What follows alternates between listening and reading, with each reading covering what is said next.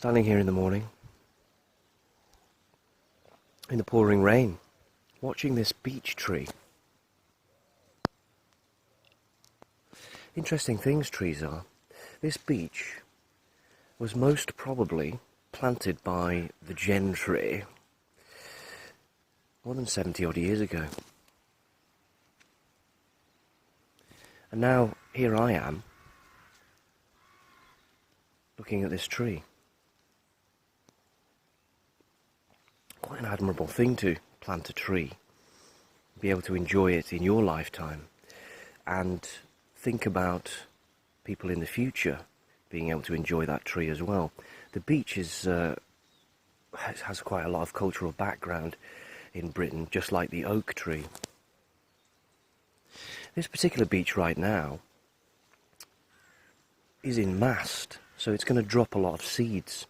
And they do drop a hell of a lot of seeds, so that obviously some of them survive. And they won't go into mast every year. They won't go to seed every year, like some plants do.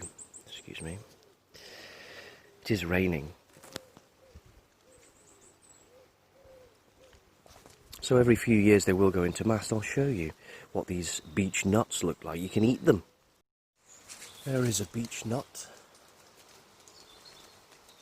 And there are lots of them over the tree. Huge amount. And trees that mast basically produce a shed load of seeds.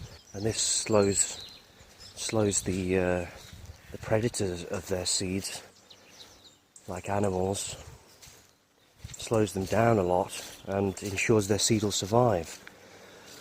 And of course, if the year is not very good, then they can't produce that huge amount of biomass that they've just got to throw away at the end of the day.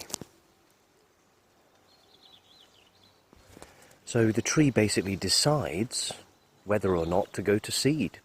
And it can be 12 years, up to 12 years, you know, with these huge trees. And that investment in resources depends on how good the year is for the tree. And this was obviously, in this particular situation, a very good year for this tree.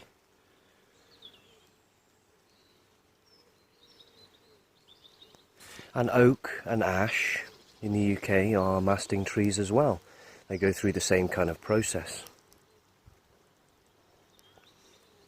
It could be up to 100 years old and it's not very tall. I mean, it's huge, but in comparison to the larger trees on Earth, it's not very tall because it splays out its branches just like oak and also ash. Beech is a tree that's native to the UK and quite important in UK culture. If you look at the largest, the tallest trees in the world, not necessarily the largest, but the tallest, they're often very thick, but also very thin. So the trunk is very thick, but the branch structure is quite compact and thin. So it withstands storms. These trees don't withstand storms very well, so they don't end up growing too tall, and they do get damaged. This damage makes them live that little bit shorter time as well. But who needs to grow tall when you can grow wide? Now, a lot of people think that it's gravity that slows trees down and they can't get the water to the top of the very tree to grow the leaves, but realistically gravity is not a limiting factor, and this evapotranspiration stream, the stream of water that comes up from the soil, is so strong. I mean, the hydraulic mechanism is so strong that realistically it's never on Earth going to become a limiting factor.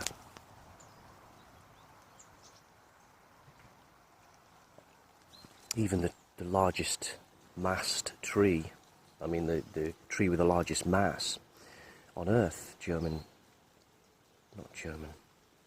is it? Somewhere in the US. Huge tree.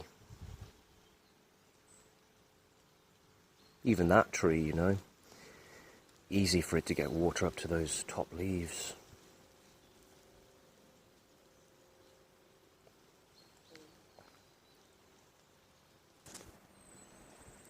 So beech and oak, you see there's some small oaks there.